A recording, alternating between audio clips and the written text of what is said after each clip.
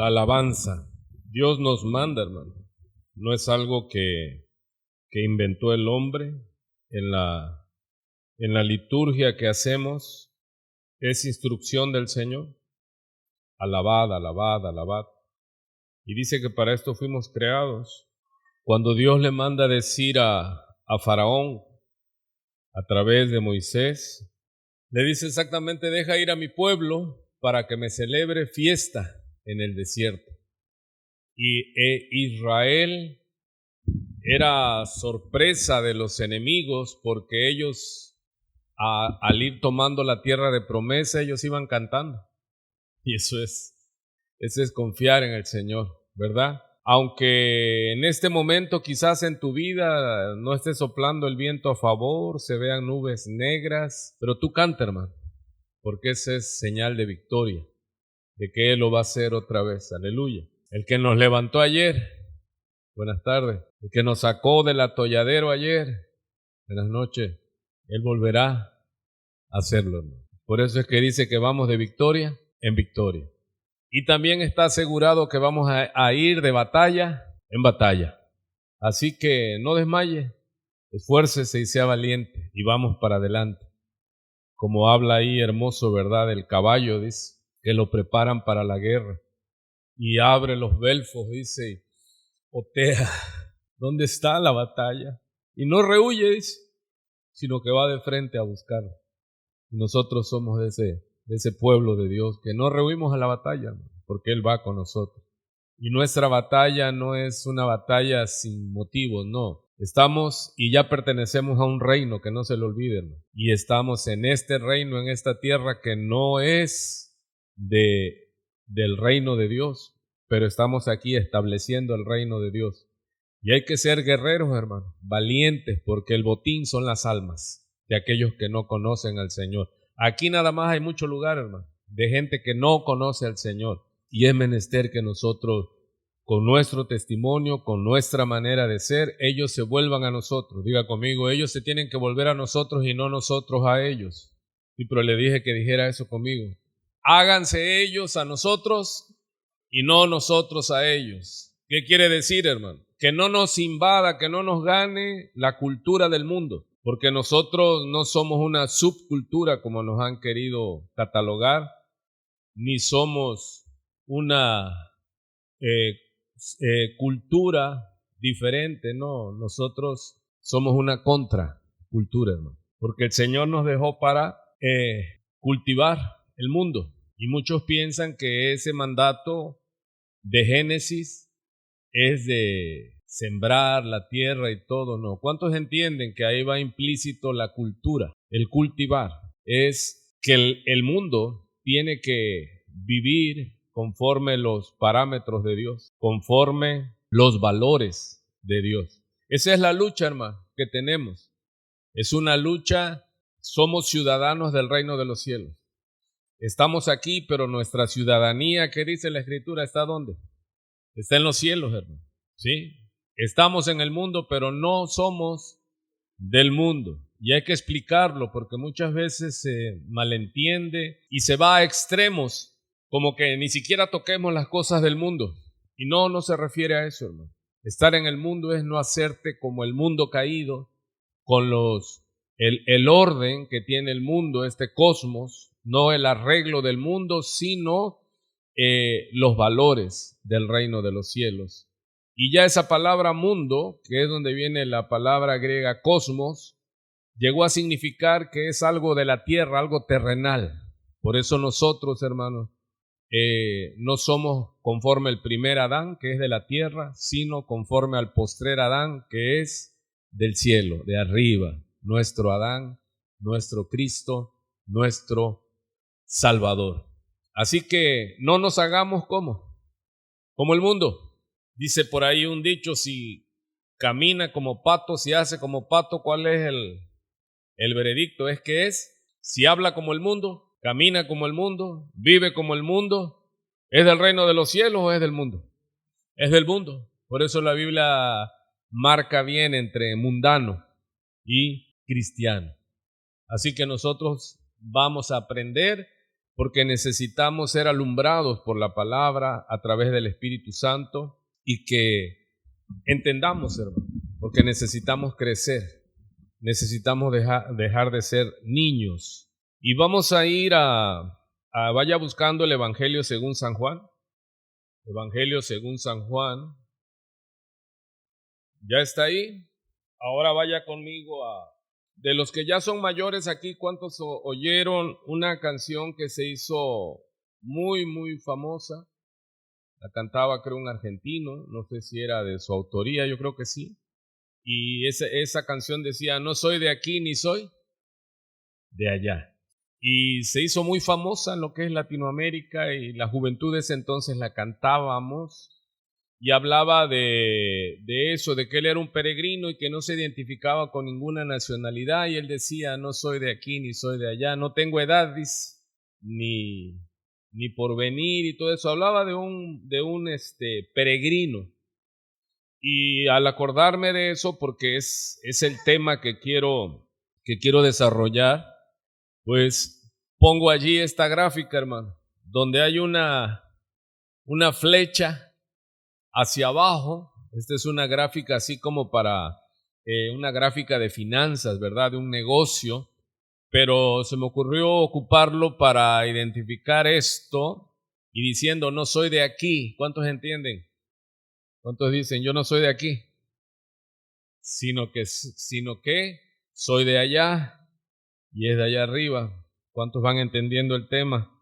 Así que dice, no soy de aquí ni soy de allá. Vaya viendo el Evangelio según San Juan capítulo 17. Evangelio según San Juan capítulo 17, conocido en los estudios como la oración sacerdotal, o en algunas Biblias de estudio el subtítulo dice oración intercesora de Cristo. ¿Qué tiene que hacer un sacerdote, hermano? Debe estar a favor del pueblo. Un sacerdote no puede orar para que al pueblo de Dios, el pueblo que él está sirviendo, para que le caiga juicio, para que le caiga destrucción, para que le caiga... No, el sacerdote está a favor del pueblo. Yo tengo que estar orando por la iglesia donde el Señor me puso y estar intercediendo por todos. Ya la justicia, el juicio, ¿quién lo va a hacer, hermano?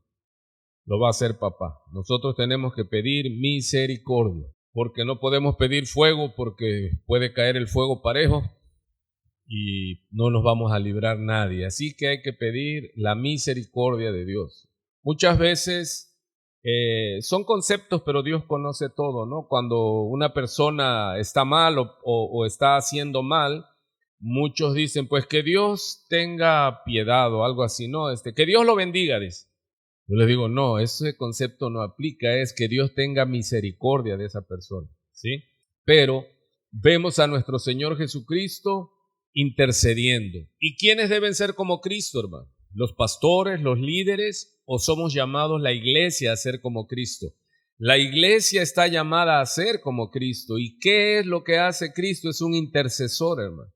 De hecho, en Hebreos dice que Él, a la diestra del Padre, en este momento Él intercede por nosotros, porque Él no solo es el autor de la fe, sino el consumador de la fe. Y esto en la doctrina, en el estudio teológico, se llama la preservación de los santos. ¿Por qué nosotros, si nacimos de nuevo y el Señor nos alcanzó, quién nos mantiene en la fe? ¿Quién nos mantiene salvos, hermano? No soy salvo por mi obra, porque es por gracia. Por eso dice que Él es el autor y el consumador de la fe. Él empezó, Filipenses 1:6, y estando persuadidos de esto, ¿qué? ¿De qué estamos persuadidos? Convencidos que el que comenzó en nosotros la buena obra la irá perfeccionando. ¿Hasta cuándo? Hasta el día del Señor Jesucristo. Así que, si yo quiero checar o chequear, como dicen algunos, si alguien nació de nuevo, tiene que observarse en la conducta de esa persona un crecimiento. ¿Sí se oye? Porque dice que, de modo pues, que si alguno está en Cristo, nueva criatura es, las cosas viejas pasaron, he aquí todas son hechas nuevas, hermano. Si alguien ya es una nueva criatura, inmediatamente, no quiere decir que ya es santo completamente, hermano. No, somos justificados en esa obra, en esa extraña operación que hace Dios. Allí en la cruz del Calvario Él pagó, Él nos rescató, y no nos rescató con plata, oro o piedras preciosas, sino Él pagó con su sangre, porque la paga del pecado es muerte, y Él murió, como estuvimos viendo en este canto hermoso, teológico completamente, que Él vivió la vida que yo no pude vivir, y Él sufrió la muerte que me tocaba morir a mí. Y fuimos rescatados en esa obra, hermano. Y es hermoso cantar la teología, cantar la doctrina, cantar el evangelio, porque luego hay mucho que cree que son salvos por asistir a una iglesia, y no, hermano. Hay gente que conoce a una iglesia, conoce la cultura del cristianismo, pero no conoce a Dios, no conoce al Rey. Y vienen y aprenden una moda, pero no es verdad en sus vidas. Así que es importante, hermano, cuando uno nace de nuevo, cuando comienza la obra de nuestro Señor Jesucristo, diga conmigo, eso se ve. El que era mal hablado comienza a ser regulado. Comenzamos a que lo que antes amábamos viene a ser causa de aborrecimiento, hermano. Lo que antes nos satisfacía, como juntarnos con nuestros amigos del mundo, nos empieza, y ellos mismos nos rechazan, pero nosotros venimos a hacer esa brecha también, y vamos amando la justicia de Dios y aborreciendo la injusticia del mundo, y vamos cambiando. Pero eso, ¿quién lo va haciendo? Dice que Él nos va santificando. ¿Y qué es santificar? Él nos va apartando, hermano. Así que si usted ve a un denominado cristiano, sea hombre o mujer, sea adulto, sea joven, y no cambia, debemos de tener serias dudas, sospechas de que solo tuvo un encuentro ¿con quién?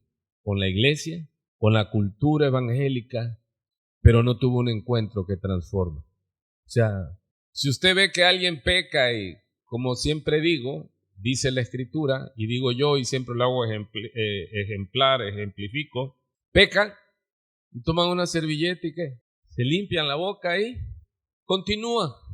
Hermano, si usted hace eso, usted no es mi hermano. Si usted hace eso, que no tiene temor de Dios, usted debe ocuparse, porque si muere en esa condición, separado, va a vivir por la eternidad separado de Dios. Y no solo separado de Dios, sino en tormento eterno, que Dios no lo quiere para el hombre. El infierno se creó para Satanás y sus ángeles, pero desgraciadamente millones están acompañando a los demonios y los van a acompañar en esa eternidad de dolor. Así que es menester que yo me examine, hermano. ¿Qué tengo que examinarme? Si soy de aquí o soy de allá. Si soy de la tierra o soy ciudadano del cielo. Eso es, hermanos, de que cuando usted quiere enseñar algo de la Biblia, esa es la división. Están los hijos de Dios y los hijos del diablo. ¿Cuántos dicen? Está claro. Todos nacemos como hijos del diablo. Todos somos criaturas caídas. Pasamos a ser hijos de Dios, ¿cuándo, familia? Esta es doctrina básica. Cuando el Dios de misericordia me escoge, me llama, y Él mueve todo, hermano, y me da vida. Porque recuerde que nosotros somos todos, pecamos y quedamos destituidos de la gloria de Dios. El hombre que no ha nacido de nuevo no entiende, se le llama el hombre natural, hombre del mundo. No puede entender que nosotros vivamos como vivimos. Nos dicen que somos ¿qué? Fanáticos, idólatras, que somos exagerados. Ahora estamos teniendo reuniones los martes. Ayer estuvo precioso, hermano. Me gustó sobremanera ayer. Ya estamos como que ya engrasando la maquinaria con el aceite que el Espíritu Santo nos da, y estuvo de mucha bendición, de mucha confrontación. Pero eso es bueno, hermano. que Dios nos confronte, porque dice Él, nuestro Padre, que Él al que toma por hijo lo disciplina. Y es lo que le decía yo a los varones, le digo, mira, yo cuando predico, le digo, uno de mis propósitos es amargarle la fiesta mundana a los que andan en el mundo, ¿sí? Ese es uno de mis propósitos. No les hablo y les endulzo el oído y les digo, va bien, hermano, ¿bien a dónde? No, siempre les estoy, examínate, examínate, examínate. ¿Por qué? Porque así vivo yo, hermano. Dios me examina en cada lucha, en cada tentación, en cada pensamiento. Es de Dios, esto me glorifica. ¿Y cuántos dicen se sufre, hermano? En verdad se sufre, este caminar no es fácil, porque ¿contra quién peleamos primeramente? ¿Contra el mundo? ¿Contra el diablo? No, mi mayor batalla es contra mi carne, mi pecado que mora en mí. ¿Hasta cuándo va a morar en mí? Hasta que me levante el Señor, hasta que el Señor venga o nosotros vayamos, vamos a seguir batallando, hermano. Así que si aquel que piensa que ya terminó, pues a menos que ya Dios le avisó y se va y lo va a levantar. Pero aquí vamos a seguir bregando. ¿Hasta cuándo? Oye, ya tiene 40 años y no madura. Pues ahí va a seguir la lucha, hermano. Ya tiene 60 y todavía anda con su locura. Ya tiene 80 y todavía no cambia, ni cambiará porque no nació de nuevo, hermano. Recuerde que ese es el trabajo del Espíritu Santo. ¿Nos está qué? Santificando. ¿Y esto es cada cuánto, hermano? ¿Cada domingo? Yo tengo una lucha grande porque tengo identificados a los hermanos, y no estoy hablando de trabajo, sino a los que pueden venir, y para ellos entre semana es un atentado venir a reunirse en la asamblea. Ellos solo vienen los domingos, hermano. Porque los varones que no vienen el martes es porque el martes no está Dios. Y los otros hermanos que no vienen el miércoles es porque el miércoles no está Dios, hermano. Pero hay que esforzarse. Sabe que no sé cuándo, no soy profeta, como dice el profeta, ni hijo de profeta, pero va a llegar otro tiempo, hermano, en que vamos a querer congregarnos y ya no va a haber oportunidad de congregarse, donde va a estar prohibido congregarse. Y muchos no me creen lo que digo, pero muchas veces se ha cumplido, hermano. Así que valoremos la libertad que tenemos en Cristo Jesús. Congreguémonos, busquemos a Dios entre tanto que puede ser hallado, porque día vendrá en que ya no podremos. Y aquí hay personas que trabajan, salen de su trabajo y vienen a la reunión, pero ellos pues son fanáticos, ¿verdad? Son religiosos. No, hermano, hay que buscar a Dios, porque nuestra naturaleza necesita que esté clavada en la cruz, necesita que esté sumergida en Cristo, hermano, porque si usted tantito la descuida, esta carne ingrata se desclava de la cruz, hermano, y empieza a corromperse. Muy bien, entonces la diferencia entre los hijos de Dios y los hijos del mundo. ¿Qué tenemos que examinarnos? Si soy de aquí o soy de allá. Vamos a estar unas cuantas lecciones, por eso es que estoy llevando un tiempo para la introducción y vamos a llevar unas lecciones porque imagínense que es la oración de nuestro sumo sacerdote en la tierra, hermano, antes de partir. Y él está diciendo allí en Juan capítulo 17, versículo 1. Ya está allí, ya pone sus ojitos allí en la Biblia. Juan capítulo 17. ¿Cómo es que se llama este capítulo en los estudios? La oración sacerdotal. ¿Cuál es la misión del sacerdote, hermano?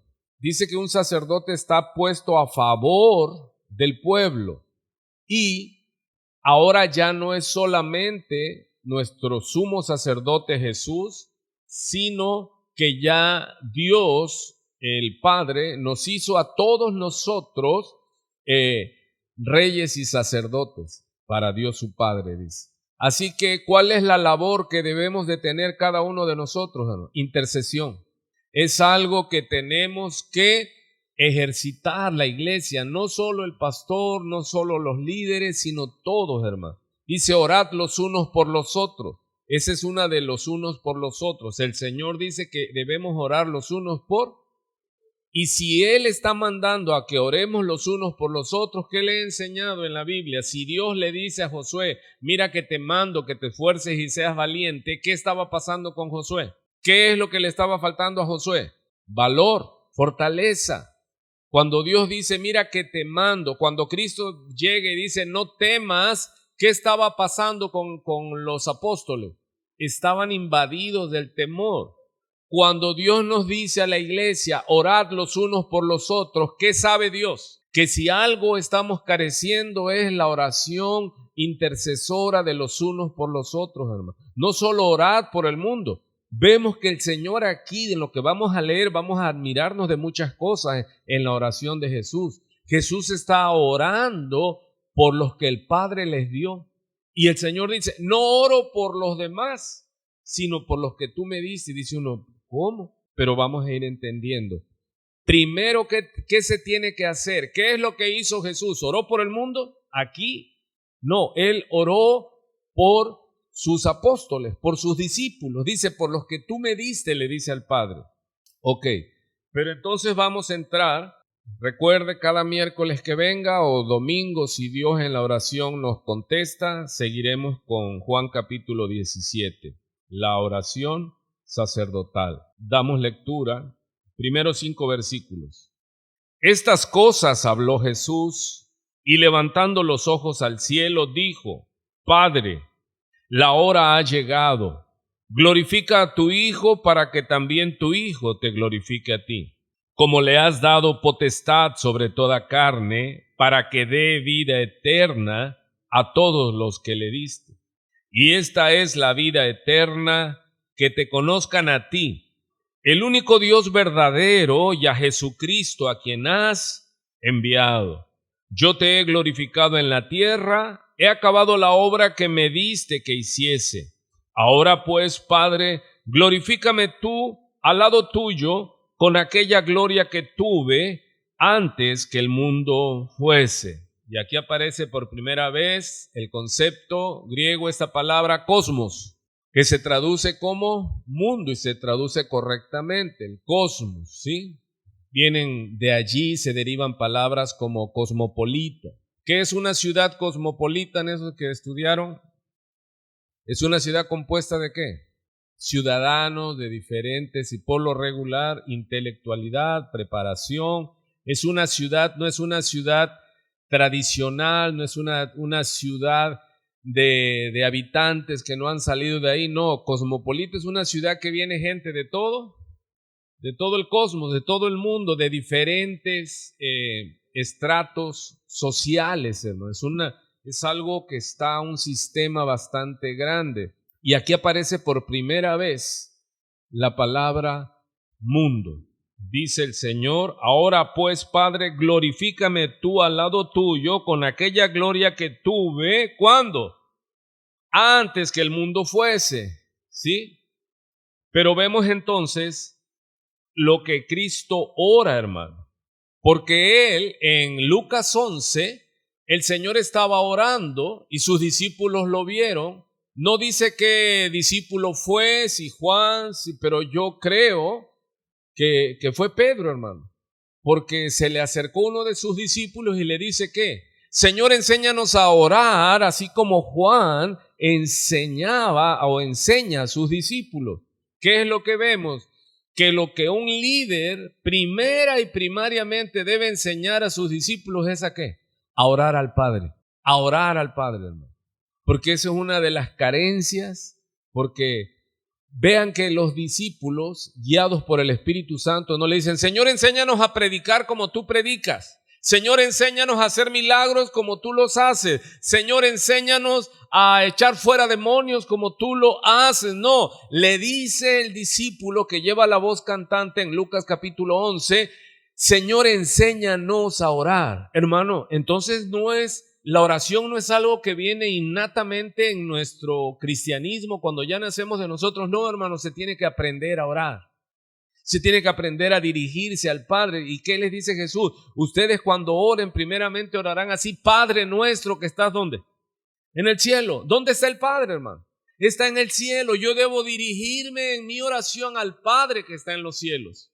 ¿Sí? Y vemos aquí no a Jesús enseñando, ¿sí? De palabra, no es dando una clase, sino que Juan ve al Señor, ¿qué? Orando. ¿Se imagina? Quiero que entremos aquí, hermano, con cuidado, porque es tierra santa. Como dice, quita el calzado de tus pies, porque la tierra que pisas, ¿qué? Santa es. Juan está narrando cómo el Señor estaba orando. Y mire lo que dice, porque él lo tomó y es palabra de Jesús, las palabras en rojo de Jesús. ¿Cuántos se acuerdan que les dije, hermanos, voy a predicar una serie hasta que Dios me diga de las palabras en rojo de Jesús? Así le puse yo, ¿sí? Para que entendieran. ¿De qué voy a hablar? De las palabras de Jesús. Pero en las Biblias, de nuevo acuño, ¿cómo aparecen las palabras de Jesús? En rojo. Entonces así usted le va a poner, tal fecha el pastor nos estuvo enseñando una serie. ¿Y cómo se llama? Las palabras en rojo de Jesús, ¿sí? Porque así aparecen en las Biblias modernas de estudio y en algunas en rojo. Entonces, en letras negras aparece, y el autor de este evangelio es Juan, y dice, estas cosas habló Jesús. ¿Y qué nos está describiendo Juan? Que es palabra de Jesús, y luego dice, y levantando los ojos al cielo. Hermano, ¿cómo es que oró Jesús? ¿Cuál es la postura física que describe Juan? Habló, no hizo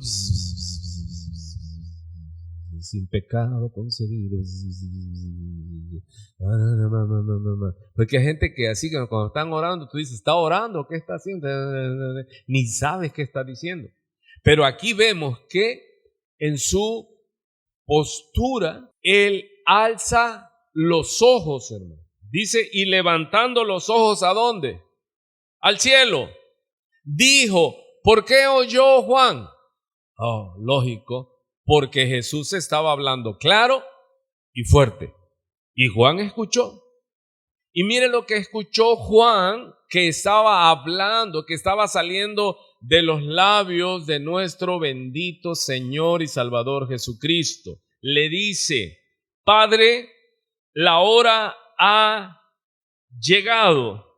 Glorifica a tu Hijo para que también tu Hijo te glorifique a ti. ¿Qué más le dice Jesús en el verso 2? Como le has dado derecho, poder para sobre toda carne. Vea lo que le dice. ¿Para qué? Para que dé vida eterna. Hermano, ¿quién es el que da vida eterna? Dice Jesús más adelante que el Padre le dio a él poder para dar vida. Así que Jesús dice en Juan capítulo 10, versículo 10, más capítulos, exactamente 7 capítulos antes, Jesucristo habla de ladrón, porque él habla de que él es el buen pastor. El mal pastor es el ladrón, el salteador, el que trasquila la oveja. Pero sabemos que esta analogía, esta alegoría, encaja perfectamente en la obra del diablo. Y él dice que el ladrón solo viene para robar, matar y destruir. Hablé algo de eso el domingo pasado. Pero diametralmente opuesta, hermano, como del cielo a la tierra, Jesucristo dice, pero yo he venido ¿para qué? Dar vida. Hermano, ¿y qué vida? Eterna. Y el que tiene la vida eterna, hermano, tiene una vida abundante. El Juan capítulo 10, versículo 10, es el primer versículo, lo he dado como testimonio, hace ya muchos años, y cuando saco cuentas digo, wow, debiera yo ya ser maestro de la palabra y todavía a veces ando dando traspiés. Recién llego del mundo, desempacado del mundo, pensando como el mundo, marcado por los valores, por el sistema del mundo. Llegué por primera vez a una asamblea cristiana. Yo llegué por primera vez a una iglesia bautista y sé que el Espíritu Santo allí nos dirigió. Y la primer palabra que yo escuché de un púlpito evangélico fue mi pastor predicando el Evangelio de San Juan, capítulo 10, versículos 10, y resonaron en mis oídos como música celestial. Es decir, ¡ay, qué tremendo! El pastor nació espiritual. No, le voy a confesar, algunos ya lo saben, que les he contado mi historia. Me lo aprendí de memoria, hermano, porque decía que el ladrón solo viene para robar, matar y destruir, y yo lo sabía bien, que el ladrón no tiene días feriados, no tiene descanso, el ladrón siempre roba. El ladrón siempre miente, siempre destruye. Eso lo sabía yo bien. Pero ahí oí por primera vez que Él, Jesús, vino para dar vida. ¿Y sabe qué retintineó en mis oídos? Que dice, y vida en abundancia. Y yo dije, abundancia, wow, dinero, coches, casa, comida, ropa, lujos, viajes. Eso es lo que, no se distraiga, por favor. Lo primero que vino a mi mente fue la vida abundancia. ¿Era qué? Dinero. ¿Y por qué pensé en dinero? Porque el pobre siempre piensa en dinero. Yo llegué bien destruido por el diablo y pensé que esa era la vida abundante. Han pasado los años y digo, Padre, perdóname, me fui en mi humanidad pensando que la vida abundante se trata de ¿qué? De bienes materiales, de los valores del mundo. No, la vida abundante que Cristo da, hermano, de entrada es vida eterna. Y aquí es donde tengo que volver a predicar y volver a reevangelizar, porque muchas veces uno piensa que todos los que están en la iglesia ya son salvos y, ay, digo, Señor, casi vamos a cumplir 30 años predicando en el evangelio, en la iglesia, y sorpresas te da la vida. Seguimos aprendiendo de que no todo el que me dice Señor, Señor, entrará al reino de los cielos. No es así, hermano. Y por eso tenemos que estar reevangelizando. Así que voy a volver a predicar a los evangélicos de nombre para que entendamos. ¿Qué es lo que primeramente habla el Señor en su oración? Que el Padre le dio el poder para que Él diera vida eterna. ¿Se imagina? ¿Quién es el que da la vida eterna, hermano? Siendo quisquillosamente doctrinal. ¿Quién es el que da la vida eterna? Jesús. Jesús. La Biblia dice que si tienes a Jesús, tienes la vida, obvio, la vida eterna. Si no tienes a Jesús, lo que tienes sobre ti es la ira del Padre. Y el que tiene a Jesús, hermano, eso no se anda publicando, eso se ve. El hombre de Dios, y ahí encaja, porque yo no tengo lenguaje incluyente, cuando yo digo el hombre de Dios, ¿incluye quién? Incluye la mujer también, los jóvenes, los niños, todos que tengan uso de entendimiento. El hombre de Dios, el varón de Dios, amados, se ve, no se anda anunciando. El varón de Dios se le ve que es varón de Dios. La varona de Dios se le ve que es varona de Dios, hermano. El que tiene la vida de Dios dentro suya, se ve en su manera de hablar, en su manera de conducirse, en su manera de pensar, hermano. Uno lo ve y ¿qué dice? Como dijo el Señor Jesucristo de Natanael, cuando Él empezó a llamar, sí, el Señor llamó, y eso vamos a estarlo viendo también, el llamado. Hermano, usted está aquí, ¿por qué? Porque de momento se le alumbró y su bondad humana dijo, buscaré a Dios y buscaré una iglesia y me congregaré y leeré la Biblia y seré un varón de Dios. ¿Así sucedió? No, es porque Dios nos llamó. Y se le llama en la doctrina el llamado irresistible. No pudimos resistirlo.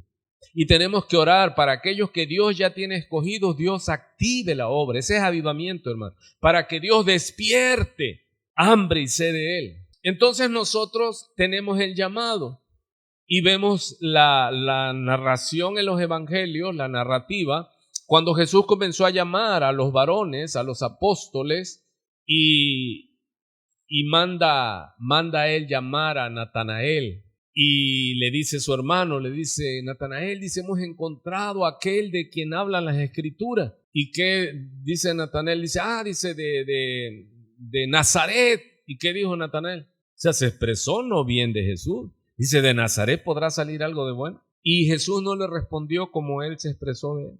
Jesús dice, cuando ve venir a Natanael delante de los que estaban allí, les dice, miren, he aquí un verdadero israelita en el cual no hay engaño. sea, se da cuenta, no era salvo Natanael, pero ya era un hombre que tenía una búsqueda de Dios. Porque Jesús le dice, te vi, dice, cuando estabas debajo de tu higuera. Y ahí sufrió un mazazo Natanael, no porque alguien adivinara que estaba abajo de su higuera, sino que el judío, el hebreo, tenía su higuera y allí pasaba su tiempo de contemplación. Y Natanael tuvo una teofanía o una cristofanía. Él vio a Jesús. Y cuando Jesús le dice, al que viste soy yo te vi allí.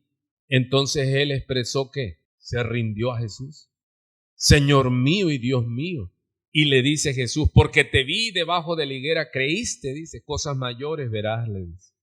Entonces, el hombre que busca de Dios, es porque Dios está produciendo el deseo de querer más de Dios. Y usted no me va a dejar mentir, ha habido días bajos en su vida y en mi vida. Ha habido días en que el reino de las tinieblas y su obra ha avanzado en nuestros corazones, y el que diga que no está en la batalla. Está muerto y no se ha dado cuenta. Pero todos nosotros, hermanos, tenemos una batalla y ha habido días bajos. ¿Cuántos saben lo que estoy hablando? Hay días en que te fuiste al mundo sin esperanza y externaste, pues yo no nací de nuevo ni soy cristiano, pero eso no es menester nuestro, hermano. Nosotros no sabemos, pero Dios está trabajando.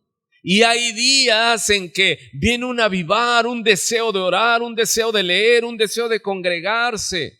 Y eso es hermoso. Y cuando alguien está en esas luchas es notorio. El varón de Dios es notorio, hermano. Jesús dijo, miren, aquí hay un varón de Dios. ¿Sí? Aquí hay un varón de Dios en el cual no hay engaño. O sea, vemos que hay personas que el Señor llama, pero que ya el Señor ha estado avanzando en ellos, hermano. Es el caso de Natanael. Vemos entonces que Juan empieza a escribir las palabras del Señor Jesús, y él dice, y levantando los ojos al cielo, Jesús dijo, Padre. O sea que no es el mismo. Jesús no es el Padre. Él no se podía hablar a sí mismo, sino que él estaba hablando ¿a quién? Al Padre. El Padre es una persona. Jesús es otra persona de la Trinidad. ¿Sí se entiende? Es la segunda persona de la Trinidad, se enseña en los institutos. El Padre es en el Padre, el Hijo y el Espíritu Santo. Es la tercera persona de la Trinidad. Y no es para decir en mayor y menor importancia, no, sino para qué enseñar una doctrina que son tres, ¿sí? Y son uno. Y esta es una de las doctrinas que más ha golpeado el enemigo y que más fruto le ha dado. Mucha gente se ha llevado. ¿Por qué? Y le advierto, porque yo le digo, a ver, hermanos, si todo está en la Biblia, búsqueme ahí en su Biblia la palabra, el concepto Trinidad, y usted le va a dar vuelta de Génesis, Apocalipsis, y ¿sabe qué le digo? No la va a encontrar, porque no aparece.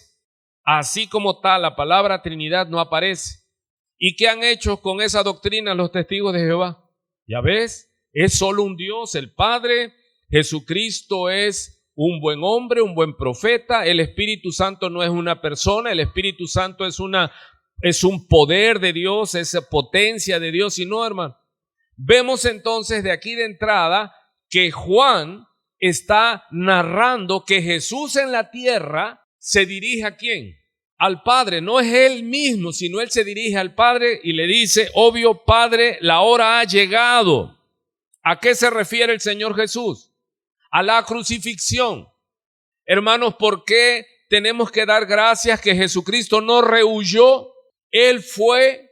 Pedro en su humanidad, ¿qué le dijo? Señor, lo jaló aparte y lo reprendió, prácticamente nos da la idea la palabra, y le dijo que no permitas que tal cosa suceda. A lo que el Señor Jesús respondió que apártate de mí, Satanás, puesto que me eres tropiezo, puesto que no pones tu mirada en las cosas de arriba, sino en las de la tierra. ¿Qué quería evitar humanamente, muy humanamente Pedro? La muerte, y una muerte horrenda. Jesús les estuvo diciendo desde que los llamó, es necesario. Él iba apuntando hacia Jerusalén, hacia el tribunal, hacia el Calvario, hacia la muerte. ¿Y cuántos le dan gracias a Dios en esa obediencia hasta la cruz, muerte de cruz? Porque era necesario, hermano. Sin cruz no hay gloria.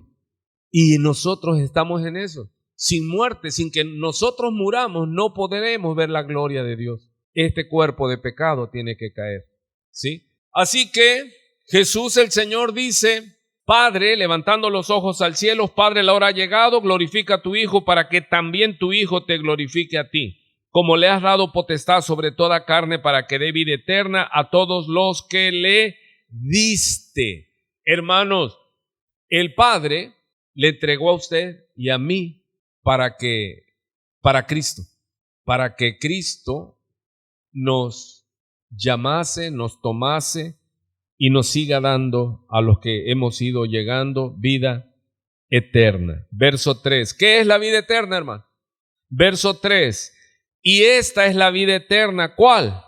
Que te conozcan, está hablando Jesús, a ti, el único Dios verdadero, y a Jesucristo, a quien has enviado. ¿Sí? ¿Cuál es la vida eterna, familia? Conocer al Padre y al Hijo por medio del Espíritu Santo. Conocerlo, por conocerlo.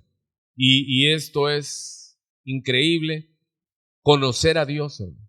Y eso es lo que debemos pasar tiempo estudiando y orando y pidiendo al Espíritu Santo, muéstrame al Padre, revélame al Padre. Y Él se revela, hermano, y vamos creciendo. Cristiano que tiene más de 3 años y todavía no puede dejar el pañal, el biberón, metafóricamente hablando, ¿qué está pasando? ¿O que no nació de nuevo? Hermano, hermana, ¿por qué llora un bebé recién nacido? Le duele su estomaguito, tiene cólico. ¿Qué anhela? La leche. Y esta analogía, esta metáfora la toma Pedro, dice que nosotros debiéramos ser como esos niños, dice, anhelando la leche espiritual no adulterada para que por medio de ella crezcamos para salvación. Entonces no somos salvos, no, crezcamos para comprender la altura, la anchura, la majestad de la obra de Dios, hermano. Nosotros, en verdad es nuestro clamor, nuestra oración, que ya la iglesia donde estamos despierte, hermano.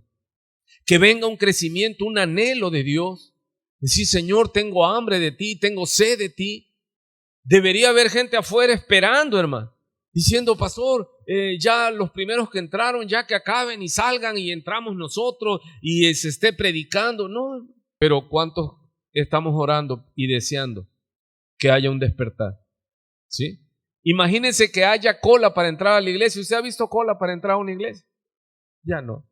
Cuentan los cronistas de la época de Carlos Spurgeon, conocido como el príncipe de los predicadores, que la gente, hermano, hacía cola bajo la nieve afuera de la iglesia para entrar al culto. ¿Se imagina? Dirán, bueno, es que no habían las atracciones que ahora hay. No, sí las había tabernas, había juego, había todo lo que hay y le gusta la carne, hermano. Pero había un despertar de Dios. ¿Por qué? Porque debajo del altar de este predicador, cuentan los cronistas, que él tenía un grupo grande de su liderazgo, hombres y mujeres, adultos y jóvenes, intercediendo delante de Dios, hermano, y Dios escucha la oración. Y nosotros necesitamos interceder, ya que conocemos al Señor, interceder para que Dios envíe a los que han de ser salvos, hermano. Que Dios produzca, acelere la obra en ellos, hermano. No quiere usted ver, mire, hay gente que ya está escogida y que Dios los va a traer. ¿No quisiera usted conocerlo? Como los que ya empezamos a conocer, que no conocíamos y ya el domingo empezamos a ver caras que no habíamos visto nunca, hermano. Y eso debe producir alegría. ¿Por qué? Porque es Dios quien los está enviando, que Dios los tiene escogidos desde antes de la fundación del mundo, que ellos no sabían ni nosotros sabemos quién es escogido y quién no. Ese es el plan de Dios, esa es la extraña operación de Dios. Usted creía que usted iba a pertenecer al cuerpo de Cristo, la verdad. Usted cuando andaba en el mundo fumando, tomando o haciendo maldades, Usted, si le hubieran profetizado, mira, en 5 años tú vas a ser alcanzado por el Señor. El Señor va a cortar tus cadenas, el Señor te va a dar vida nueva y tú vas a anhelar leer la Biblia y vas a rechazar las cosas del mundo. ¿Cuántos hubieran creído eso? En tu momento más álgido de pecado, que alguien llegara y te dijera, ¿sabes qué? En el año fulano de tal, tú vas a ser miembro de una iglesia y tú vas a llorar en esa iglesia y tú vas a amar a Jesús. ¿Qué usted le respondería? Eso no sucederá. ¿Cuándo? Jamás. ¿Sí? Y mucha gente está así, hermano. Pero ¿qué necesita esa gente que anda allá afuera vagando? Necesita que la iglesia de Cristo interceda, ore, clame por ellos. ¿Cuántos creen eso? Y debemos hacerlo. Dice pues, y esta es la vida eterna, que te conozcan a ti, el único Dios verdadero, y a Jesucristo, a quien has enviado. Y hay muchísima gente que exactamente no tienen vida eterna, no conocen al Padre ni al Hijo por el Espíritu Santo. Yo te he glorificado en la tierra. ¿Cómo se glorifica al Padre? ¿Qué dice Jesús? He acabado la obra que me diste que hiciese. Muchos no han ni acabado de leer la Biblia completa, hermano. Muchos no han ni acabado el discipulado que se da en sus iglesias. Muchos no han terminado, hermano. ¿Cómo glorifico a Dios? Terminando lo que empiezo. ¿Cuántos le prometieron a Dios leer la Biblia, la palabra completa? De esas promesas de fin de año. Señor, te prometo que este año. ¿Y sabe qué me preocupa a mí? Y gravemente me preocupa, hermano, de que veo gente que se reúne y no lee la Biblia. No lee la Biblia. Ignora completamente. Por eso llegan los falsos profetas. Por eso escuchan noticias, ¿sí? Escuchan predicadores falsos y se van. Y el Señor ya lo anunció en el Antiguo y en el Nuevo Testamento. Mi pueblo fue destruido porque le faltó conocimiento. Hermano, pero no es un conocimiento que nos estén negando, es un conocimiento que nosotros rechazamos. Mi cuestión es, ¿por qué no tenemos hambre y sed de Dios? ¿Será que porque no hemos nacido de nuevo, hermano? Porque ¿cuál es el ejemplo que pusimos? Que un niño recién nacido, ¿por qué llora? Porque tiene cólico, tiene hambre. Hermanos, y nosotros debemos, una de nuestras oraciones por nosotros, antes de pedir el carro 2022, pidamos hambre de Él. Señor, dame hambre de tu palabra. Dame sed, Padre, que yo pueda hacer mío los salmos de tu siervo David, que decía, así como el siervo clama por las corrientes de las aguas, que así, Señor, clame por ti, oh Jehová, el alma mía. No, hermano. Si para motivarlos a venir a la iglesia hay que casi amenazarlos y atarlos y decirle, hermano, congréguese, porque cómo sufren para congregarse. Vienen, pero parece que, y ya de cuenta que con un cultito de 2 horas, 3 horas, ya se ganaron el cielo. No, hermano, esto no debe ser así, debe ser un deseo, esta tarea de arriar el ganado, hermano. Qué difícil es. Y cuando crees que ya está dentro del corral, no, resulta que por la noche se brinca el corral y se va. Y tú estás pensando que todos están en el corral. Y no, que se van, hermano. Y ahí es donde usa la analogía que ¿qué quieres, vara o callado? Porque el Señor al que se brinca la barda y sigue, el Señor por amor le quiebra la patita. Ok, entonces, ¿cómo es que se glorifica al Padre? Verso 4, Juan 17, verso 4, no me cierre su Biblia, por favor. Dice, yo te he glorificado en la tierra. ¿Cómo glorificamos al Padre en los cielos, aquí en la tierra? Terminando la obra que me diste. Amado, ¿cuál es la obra que Dios nos dio? Mateo 28. ¿Cuál es la obra que se nos encomendó? Id. No es que vengan los discípulos a nosotros. Yo a veces le digo la analogía, la iglesia y los cristianos de ahora, modernos, piensan que pescar es estar en el barco, en el malecón, en el muelle, estacionados, y que Dios va a traer de los 7 mares, van a venir todos los peces, hermanos, nadando apresuradamente y van a brincar a nuestra nave. No, hay que salir, boga, mar, adentro, le dice. Y echará las redes donde yo te diga. Esa es la dirección, ese es el evangelismo. Es ir donde Dios está trabajando.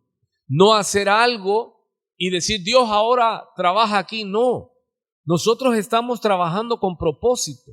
No sé si ahora se ha dado cuenta que hemos estado arrancando a los varones de su comodidad en sus casas y estamos retomando el trabajo, pero exclusivamente con varones.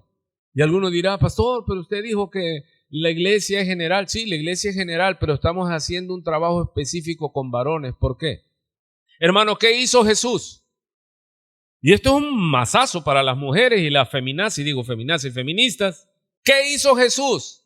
Usted vio allí, mire, ese era el momento clave para que Jesús determinara, marcara, hubiera llamado una apóstola, ¿sí o no? Pero alguien vio a una apóstola entre los que llamó. No que ya luego te andan buscando por allí. No, es que mira, aquí está Débora. No. Y mira que por aquí está una que era profetisa. No. Jesús llamó a 12 y ¿eran qué?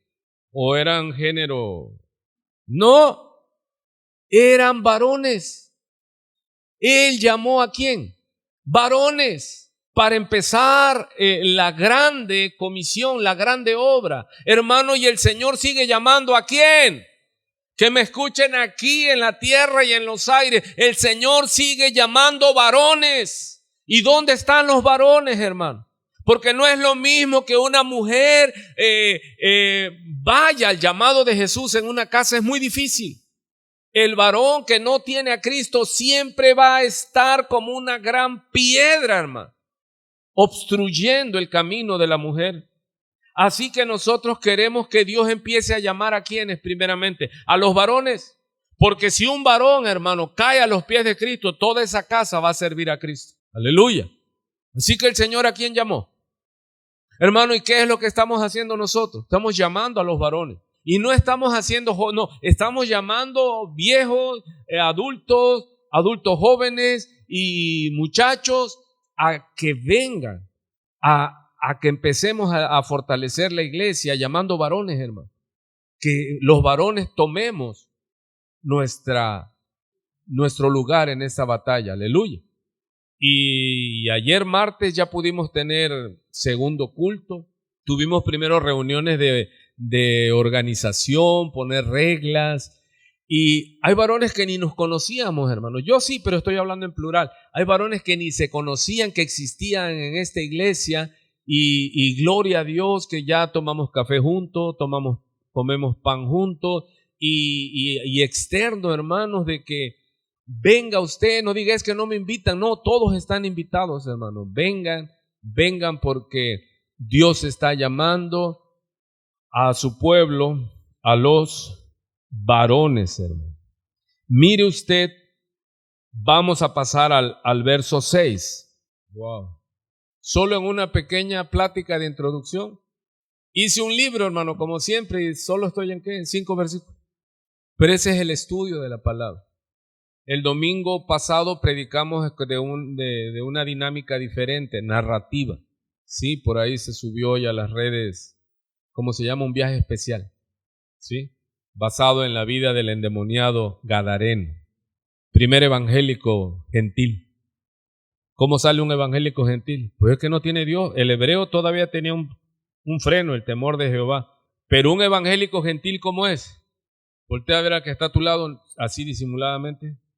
Así es. Los gentiles, como no teníamos el temor de Jehová, puro endemoniado. Pero gracias a Dios somos ex endemoniados.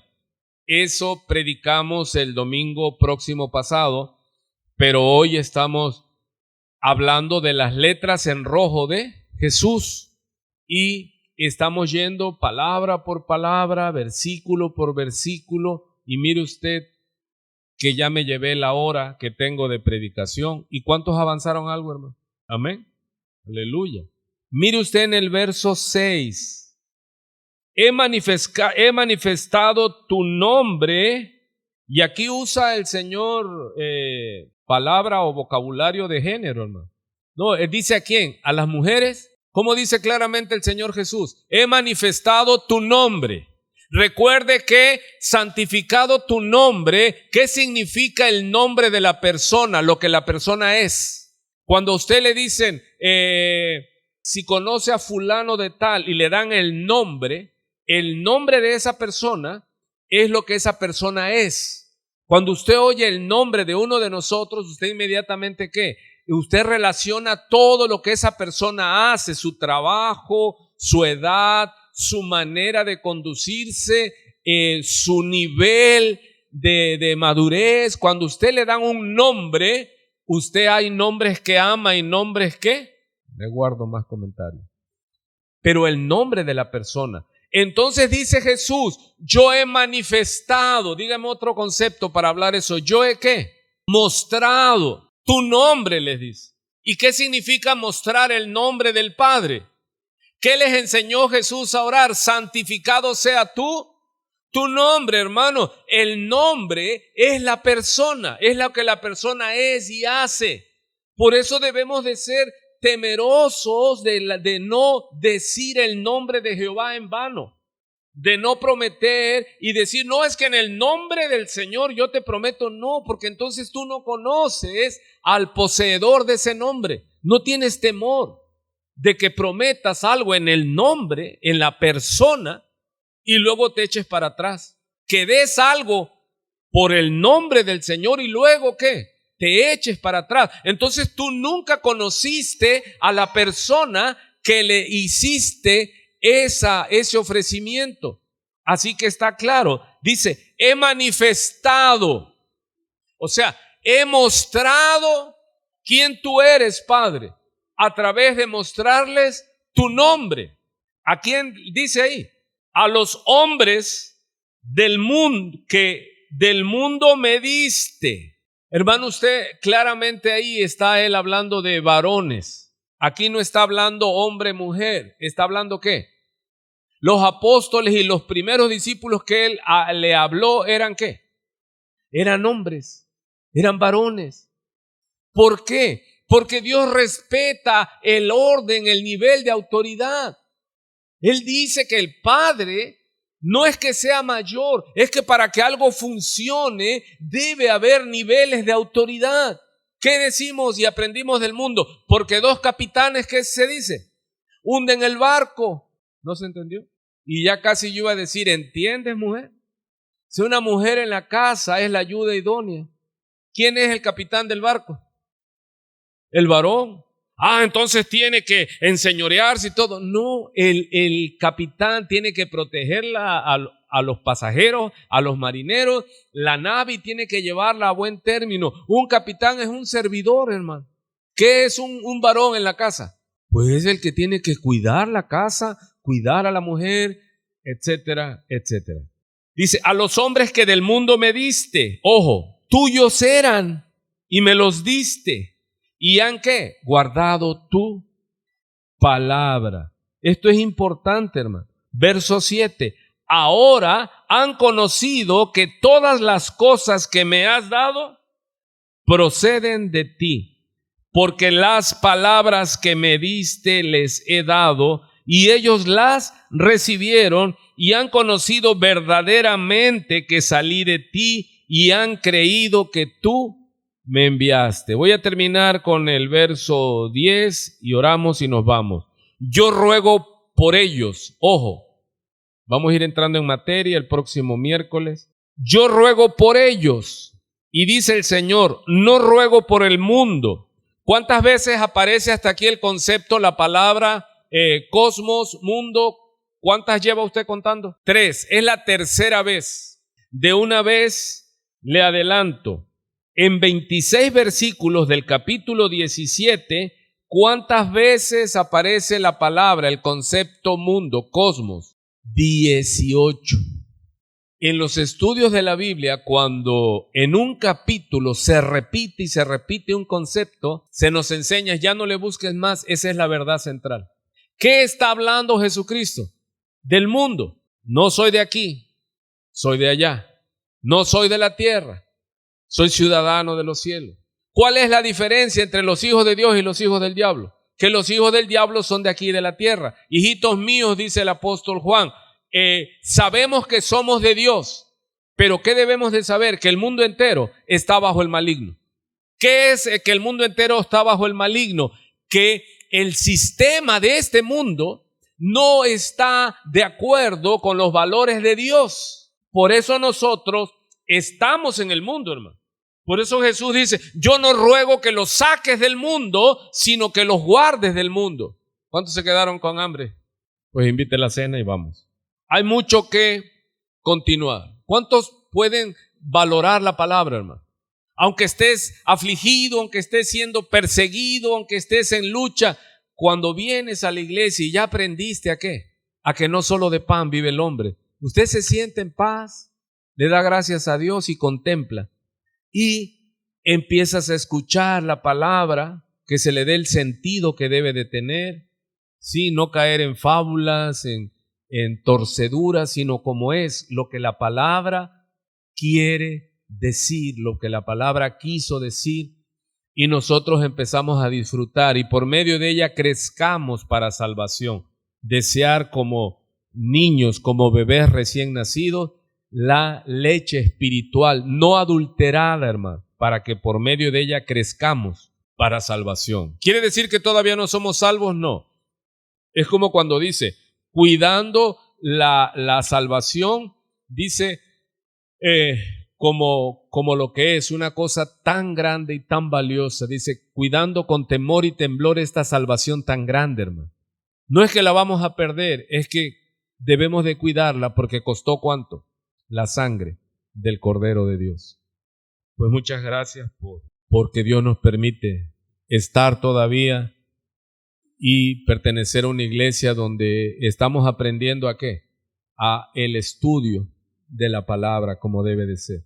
Así que le invito el domingo, no falte, y no falte el martes, varones, y no faltemos el miércoles porque vamos a continuar con la serie de las palabras de Jesús en rojo en la Biblia. ¿Cómo se llama esta serie?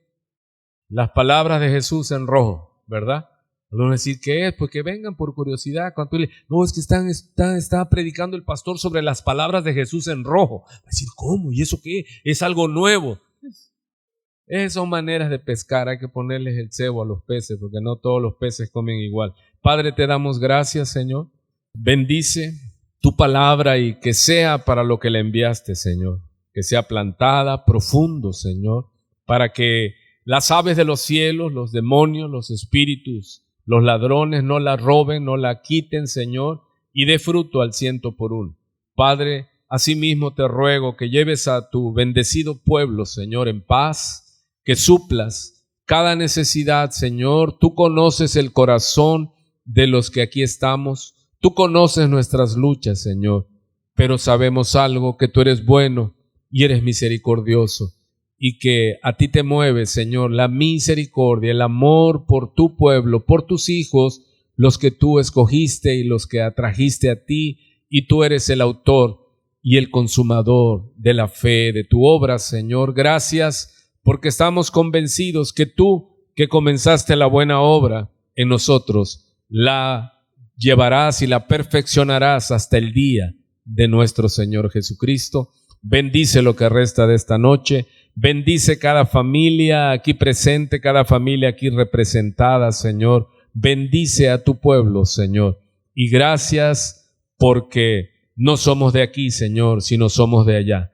Estamos en Minatitlán, entienda, pero no somos de Minatitlán. ¿Cuántos oyen eso? Es como José, le adelanto. José estaba en Egipto, pero Egipto no estaba en él. Daniel estaba en Babilonia, pero Babilonia no estaba en Daniel. Hermano, estamos en Minatitlán, pero entienda la analogía. Minatitlán no debe estar en nosotros, sí llenos del Espíritu Santo. Estamos en Minatitlán, pero no somos de Minatitlán, nosotros somos de Cristo. Buenas noches, Dios le bendiga, buen provecho, amén.